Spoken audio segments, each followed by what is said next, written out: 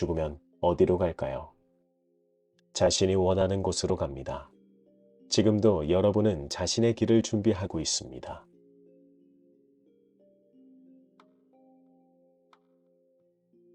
윤회를 믿지 않던 한 작가가 전생을 믿을 수밖에 없는 상황에 놓였습니다. 처음부터 그녀에겐 이 모든 일이 믿지 못할 일이었습니다. 그녀의 이름은 제인 로버츠. 여러 잡지에 시와 단편 소설을 내면서 평범하게 남편과 함께 사는 작가였습니다. 때는 1964년입니다. 해친들님은 접신을 한다거나 윤회에 전생이 있다는 걸 믿으시나요? 물론 그녀는 영매 활동을 한 적이 없고 매우 현실적인 사람이었습니다. 한편 접신을 한 자의 이름은 세스라 불립니다. 그가 어디서 왔고 어떻게 되었는지 오늘 소개해드리는 책에 상세하게 설명되어 있으나 그를 표현하는 가장 알맞은 문구는 이것이 아닐까 생각합니다.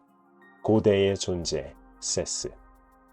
이 책은 사실 1970년에 나왔고 절판이 되었다가 최근 터닝페이지 출판사에서 24년 4월 24일에 발행됩니다. 절판된 책의 중고가는 30만 원이나 됐던 책이죠. 대체 고대의 존재 세스가 무슨 말을 했길래, 그리고 윤회에 대해 믿을 수밖에 없게끔 어떻게 말을 했길래 이렇게 가격이 높았을까요? 그럼 대체 고대의 존재라 불리는 세스가 무슨 말을 하였는지 시작하겠습니다. 세스가 어디서 왔고 어떻게 그런 존재가 되었는지는 책에 자세히 나와 있긴 하나 그런 신비로운 부분보다 세스가 말한 내용이 워낙 철학적이고 영적인 깊이가 깊다는 부분이 중요합니다. 따라서 들으실 때 세스를 고대의 신비로운 존재로만 알아두시고 그가 한 이야기들을 하겠습니다. 그는 윤회가 존재한다고 정확하게 말합니다. 어떤 사람은 두뇌가 명석하고 반대로 그렇지 않은 사람, 그리고 호화찬란하게 사는 사람, 반대로 상상도 못할 정도로 궁핍한 사람이 있죠. 이 환경을 본인이 직접 선택한다고 합니다. 그 이유를 고대의 존재 세스는 이렇게 말합니다. 그는 단지 여러분에게 삶의 가능성을 보여주고 내적 현실을 이해시키기 위해 세상에 들어온 것이었죠. 이는 윤회 과정 중에서 영혼이 일부러 찾아와 주변을 돕기 위해 왔다는 과정을 설명하면서 말한 겁니다. 어떤 부부에게 3살밖에 안 된 아이가 희귀병으로 죽어 어쩌면 세스는 그 이유를 알고 있지 않을까 하여 그녀를 찾아왔던 겁니다.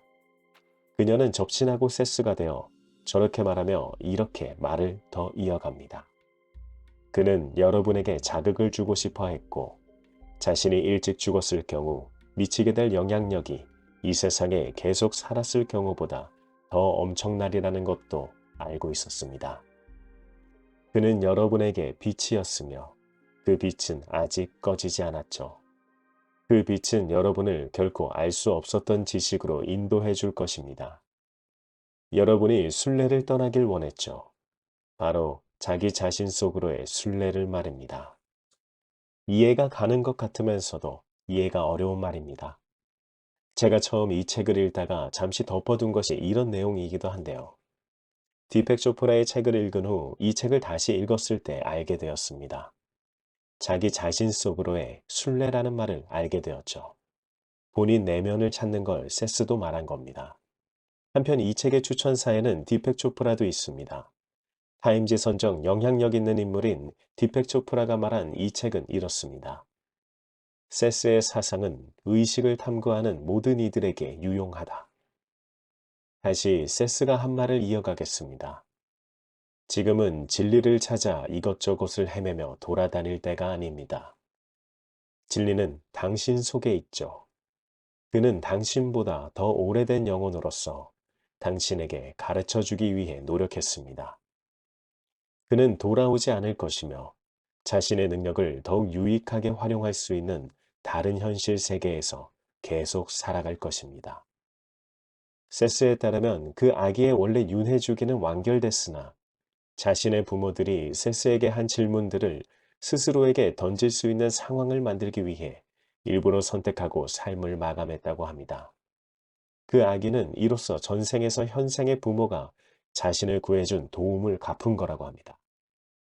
카르마가 현생과 전생까지 관여를 하고 있다는 것처럼 보이는데요. 하지만 세스에 의하면 관여를 하지 않는다고 합니다. 그저 그 오래된 영혼이 도움을 주기 위해 일부러 왔다는 말이죠. 접신까지 했음에도 그녀는 여전히 윤회에 대해 회의적이었습니다. 그녀가 점점 믿게 된 이유가 있는데요. 그 부분은 차차 하기로 하고 그 아기의 죽음과 전생에 대해 이어서 하겠습니다. 세스는 이렇게도 말합니다. 아이의 부모 중 아버지가 본인이 가진 재능을 사용하지 않고 있다고요. 이 문구를 보고선 이 말이 떠올랐습니다. 본인의 재능으로 사람들을 도와줄 때 풍요와 부유함을 창조할 수 있다는 말이요. 성공을 부르는 7가지 영적 법칙에서 나오는 말이죠. 이렇게 고대의 존재인 세스도 본인의 타고난 재능으로 사람을 도와야 하는 걸 말하고 있습니다. 결국 윤회를 하는 목적은 본인을 표현하여 사람을 돕기 위해 하는 것이라고 합니다. 그럼 윤회를 믿지 못했던 그녀는 어떤 일을 계기로 믿게 된 걸까요? 장거리 편지로만 연락을 주고받던 그녀의 독자인 존이라는 사람이 있습니다. 그의 아내 셀리가 다발성 경화증으로 살 날이 1년 정도밖에 남지 않은 시한부 환자였습니다. 아내에게 도움이 될 만한 이야기를 들을 수 있을까 하여 그녀를 찾아갑니다. 여기서 그녀는 존의 집에 가본 적이 한 번도 없으며 연락을 주고받을 때도 서로의 집에 관해서 이야기한 적이 없습니다. 그럼에도 그녀는 세스와 접신 후 존에게 이렇게 말합니다. 당신의 집엔 햇볕이 잘 드는 작은 방이 있을 겁니다. 그 방은 셀리에게 유익한 의미를 지니고 있죠. 셀리를 그곳으로 옮기세요. 그리고 그녀가 병을 얻은 이유에 대해 말합니다. 그 병은 전생과 연관됐지만 지금은 내가 제시한 대로 실천하는 것이 훨씬 좋을 겁니다. 카르마는 발전을 위한 기회를 제공합니다. 개인이 카르마를 통해 경험적인 이해의 폭을 넓히며 무지의 틈을 줄이고 해야 할 일을 하게 됩니다. 거기엔 언제나 자유의지가 개입되죠. 여기도 세스가 엄청난 말을 했습니다. 카르마가 얽히는 것이 아니라 본인에게 기회를 제공하기 위해 존재한다는 것과 자유의지가 개입된다는 것, 이렇게 두 개입니다. 카르마의 원인을 밝히기보다 그것을 기회로 삼아 성장을 해야 한다는 것, 그리고 성장을 할지 카르마에 얽힐지는 본인의 자유의지에 달린 것, 이렇게 2가지 중요 포인트를 말해줍니다. 신과 나눈 이야기에서도 이런 말이 있습니다. 내가 너희에게 나와 같은 창조의 힘을 줬는데 내가 무엇 때문에 너희를 벌한다는 말이냐. 이 부분에서도 우리에겐 자유의지가 확실히 있다는 것을 표현해 줍니다. 원인이 그렇게 된 것을 알아내기보다 세스는 앞으로 어떻게 해야 할지가 중요하다고 봅니다. 그러면서도 셀리의 원인을 친절하게 말해줍니다. 셀리는 전생에 이탈리아의 산간마을에서 신경마비 증세가 있는 딸을 둔 호랍이었습니다. 그의 딸은 너무 아름다운 외모를 지녔다고 합니다. 호랍이가 된 전생의 셀리는 딸을 애지중지 키웠는데 딸은 아버지에게 반항을 많이 하였습니다. 왜냐하면 본인이 원하는 것이 아니라 아버지 본인이 원하는 방식으로 그녀를 대했기 때문이죠. 그러다 인근 마을의 다른 호랍이가 셀리의 농장에 도움을 주러 왔다가 딸을 보고는 한눈에 반해 그녀를 데리고 사라집니다. 다른 동네의 호랍이는 현생의 남편입니다. 그녀의 아버지는 본인이 그렇게 애지중지했는데도 불구하고 본인을 그렇게 버린 딸을 미워했습니다. 이렇게 셀리는 전생에서 풀지 못한 부분을 이번 생에서 풀려고 결정을 한 거라고 합니다. 본인이 남편을 이번에는 사랑하면서 그의 장점을 배워가고 있습니다. 이런 역할 변화를 통해 자신이 과거에 저지른 실수를 통찰할 뿐만 아니라 현재 남편이 좀 더 관조적으로 변하며 달리 생각하지 못한 의문들에 대한 해답을 구하도록 돕고 있습니다. 자신의 인격에 남아있는 중요한 흠을 제거하면서 남편의 발전을 돕고 있는 거라고 세스는 말합니다. 세스는 이어서 말합니다. 셀리의 질병과 같은 상황들이 모두 스스로 선택한 것이라 해도 개개인은 해결책을 스스로 찾아야 합니다. 죽음은 예정되어 있는 것이 아닙니다. 그런 상황들은 깊은 내적 발전에 따라 설정될 뿐입니다. 그로부터 2년이 지나도 셀리는 살아 있었다고 하는데요. 셀리가 스스로 정한 도전 과제들을 완수했으며 손상된 육체를 버릴 때가 됐다고 세스는 말합니다. 그럼 대체 죽으면 어디로 가는 걸까요? 자연스럽게 이 질문이 떠오르게 될 겁니다.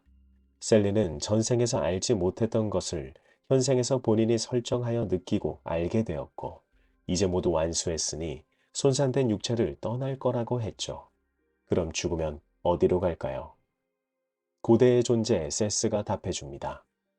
자신이 원하는 곳으로 갑니다. 지금도 여러분은 자신의 길을 준비하고 있습니다. 그래서 죽음 이후엔 자신이 미리 닦아놓은 길을 가는 것이죠. 개인에 따라 다양한 훈련 기간을 거칩니다. 물질적 현실 속에서 여러분은 자신의 사념이 바로 현실이며 스스로 현실을 창조한다는 사실을 배웁니다. 그러다 세상을 떠난 후에는 그때까지 얻은 지식에 집중하죠. 그런 상태에서도 스스로 현실을 창조한다는 사실을 깨닫지 못하면 다시 지상에 돌아와 자신의 내적 현실이 객관화된 결과를 거듭 경험합니다. 여러분은 그 사실을 터득할 때까지 스스로 공부해야 하죠. 그러다 보면 자신의 의식을 슬기롭게 잘 다루는 법을 터득할 수 있습니다. 이후엔 남을 위해 이미지를 만들고 그들을 지도하며 안내할 수 있죠. 그렇게 해서 이해력의 폭을 계속 넓혀 나가는 겁니다. 무슨 뜻인지 이해가 가시나요? 다시 말하지만 저는 디펙 초프라의 책을 보지 않고 이 책을 이해하기 위해 계속해서 봤다면 아마도 책을 그냥 놔버렸을 거라고 생각합니다. 우리가 하나에서 왔다는 사실을 기억해보면 이해가 쉬울지도 모릅니다. 본인이 한 체험들은 모두 하나의 저장이 되는데 그 하나는 모든 세세하고 세밀한 다른 정보까지도 원한다고 가정해보죠. 그럼 개개인이 한 사물을 가지고 느끼는 모든 다른 정보를 얻고 싶어 한다는 겁니다. 신과 나눈 이야기에서는 그게 신이 할 수 있는 본인을 신이라고 느끼는 유일한 방법이라고 했죠. 즉, 하나에 저장되는 모든 다른 경험들을 저장하기 위해서와 그 경험들보다 더 성장된 경험들을 저장하기 위해서죠. 만약 본인이 전생에서 화를 잘 내던 사람이었다면 그 화를 잘 내던 것은 저장이 되었지만 다른 부분으로는 또 아닐 수 있죠. 그래서 또 화를 잘 내는 사람을 선택할 수도 있습니다. 물론 이것도 다른 사람을 돕기 위해 선택한 겁니다.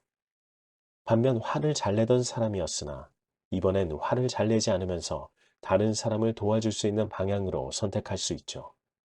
하나에 저장되는 체험을 무수히 많은 방법으로 저장하면서도 사람을 도와 더 차원 높은 성장을 저장하기 위해서라면 이해가 좀 편합니다.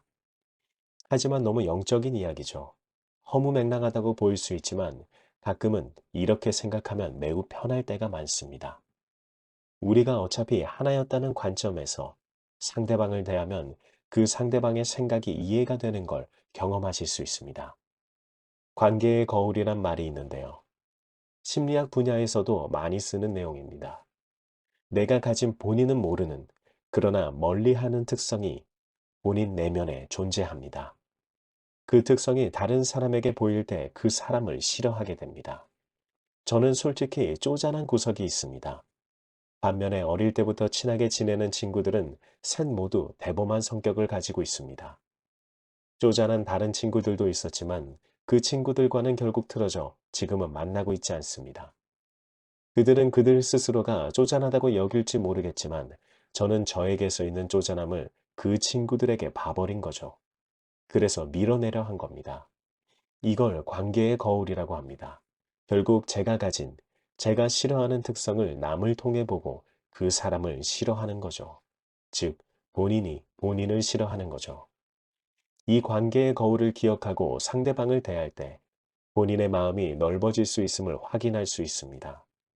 저와 같은 경우는 댓글에 답해 줄 때 제 마음이 쪼잔하여 매번 이 생각을 한 뒤 상대방의 입장에서 댓글을 달려고 노력합니다. 그러지 못했을 때도 있었죠. 그 점이 저에게 기회였을지도 모르겠습니다. 개선의 기회 말이죠. 관계의 거울과 우리는 하나에서 출발했다는 것을 계속해서 상기할 수 있는 사건이 되었으니까요. 다시 책으로 돌아오겠습니다.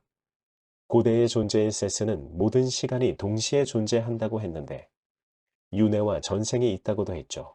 그럼 이 둘이 안 맞게 됩니다. 그렇지 않나요? 시간이 흐름으로 존재해야 윤회가 있는 거니까요. 그 점에 관해 세스는 이렇게 말합니다. 당신의 시간관은 잘못됐습니다. 당신의 시간은 육체적 감각이 만든 환상에 불과하죠. 감각들은 특정한 관점에서 행위를 인지하게 만듭니다. 하지만 그 행위가 본질은 아니죠. 여러분에겐 한순간이 존재했다가 사라지고 다시 다음 순간이 왔다가 또 사라지는 것처럼 보이는 겁니다. 하지만 우주의 모든 것은 동시에 존재하죠. 문장의 첫 번째 단어가 울려 퍼지는 사이에 마지막 단어도 이미 발성된 상태입니다. 이 부분에서 떠오른 내용이 있는데요. 달팽이가 어두운 곳에서 밝은 곳으로 나올 때 사물을 인지하는 시간이 3초가 걸린다는 사실 아시나요? 만약 우리가 달팽이와 어두운 곳에 함께 있는데 3초 안에 은행을 털고 그대로 앉아 있으면 달팽이는 우리가 그 자리에 그냥 그대로 앉아 있는 걸로 알 겁니다. 이렇게 사람도 인지하지 못할 정도로 시간은 동시에 존재한다는 것을 세스도 말해줍니다. 특히 하나의 단어가 울려 퍼지는 순간 마지막 단어도 이미 발성된 상태라는 것은 우리가 시작을 하는 순간 마지막도 이미 발성이 된 것이라는 걸 알 수 있습니다. 언젠가부터 제가 대부분 영상에 시작은 위대하다. 왜냐하면 끝을 알고 시작하기 때문이라고 했는데요. 이와 유사한 맥락일지도 모르겠습니다. 하지만 세스는 시작 자체가 없다고 합니다. 과거, 현재, 미래란 존재하지 않는다고 하는데요. 3차원의 세계에선 존재할지 모르지만 그 차원을 뛰어넘으면 그것들이 동시에 발성되는 걸 볼 수 있다고 합니다. 물론 우리 인간은 어떤 방식으로도 볼 수 없죠. 마치 달팽이처럼요. 그런데 신기하게도 한 번도 보지 못한 인간이 이런 말을 할 수 있는 걸까요? 정말 고대의 존재, 세스가 있는 걸까요? 이 시간에 대한 개념은 사실 영적 세계에서 같은 말을 하기도 합니다. 그리고 자기계발 서적도 이를 인용합니다. 우리가 어떤 걸 행동하게 되면 4차원 세계에서는 그 행동의 결과가 이미 드러나게 되지만 가능성일 뿐입니다. 중간중간에 또 어떤 행동을 하느냐에 따라 그 가능성이 바뀌게 됩니다. 양자역학이 계속 인용되는 이유가 바로 여기에 있습니다. 가능성을 말하기 때문이죠. 양자 과학자의 대가 슈레딩거는 고양이 실험에서 이 가능성에 대해 말했습니다. 상자 안에 고양이와 독약이 든 병을 함께 넣었습니다. 과연 이 고양이는 죽었을까요? 아니면 살았을까요? 이 가능성이 열어보기 전엔 동시에 존재한다는 거죠. 고대의 존재 세스도 시간은 육체적 감각일 뿐 어떤 행동에 대한 결과가 동시에 발생한다는 것을 가능성으로 말해준 겁니다. 그리고 1964년은 히피 문화가 미국을 휘어잡고 있을 때이죠. 히피 문화는 전 세계적으로 전쟁으로 지친 사람들이 평화를 추구하는 문화였습니다. 히피 문화가 영적 깨달음을 추구하기도 했기 때문에 저자인 제인 로버츠는 책을 내고 강의도 할 수 있었다고 생각이 들기도 합니다. 지금 우리 현실은 어떨까요? 저는 마음 공부가 정말 우리에게 도움이 된다고 생각을 하며 그것이 결국 풍요를 가져다 줄 것을 어렴풋이 느끼고 있습니다. 그래서 저도 매일 명상을 하는 거겠죠. 명상을 한 날과 안 한 날의 차이가 확실히 있습니다. 하루 정도는 모를 수 있으나 하루 안 하고 이틀 안 하게 되면 확연하게 차이가 있습니다. 부정적인 생각이 꽉 자리 잡혀 간다는 느낌일까요? 히피 문화 때문이든 고대의 존재가 실제로 존재하든 안 하든 중요한 것은 어디까지나 우리에게 도움이 되는 것인가 아닌가입니다. 본인에게 도움이 되었다면 가장 좋은 겁니다. 그리고 실제로 저에게 그런 효과들이 점점 나타나고 있는 것을 보면 저는 확실히 도움이 되고 있기에 해친들님께 장담하고 말할 수 있습니다. 이하영 원장님의 말을 다시 꺼내보면 이렇습니다. 부자가 되는 것은 마음 공부하는 것이다. 오늘 책은 제가 소개해드린 내용 외에도 많은 내용을 담고 있습니다. 앞부분은 저자인 제인 로버츠가 접신을 했음에도 불구 본인이 세스를 믿지 못해 검증하는 내용이 있고 뒷부분에 영적인 내용들이 함축되어 있습니다. 그와 교신한 내용만 책으로 50권이 넘기 때문에 모든 걸 알 수 없을지 모릅니다. 하지만 우리는 이 부분은 확실히 알게 된 거죠. 만약 윤회가 있다면 그마저도 사람을 돕기 위해 있다는 것이죠. 우리가 풍요를 가지려면 결국 사람을 도와야 합니다. 수많은 책에서 그 부분을 말해줍니다. 결국 사람을 도울 방법을 본인의 재능으로 할 수 있을 때, 그때가 바로 풍요의 시작입니다. 물론 1의 풍요가 오고 2의 좌절이 올 겁니다. 거기서 무너지면 4의 좌절이 오죠. 대신 이겨내면 10의 풍요가 옵니다. 10의 풍요를 위해 도망치지 말고 포기하지 마세요. 10의 풍요는 반드시 올 겁니다.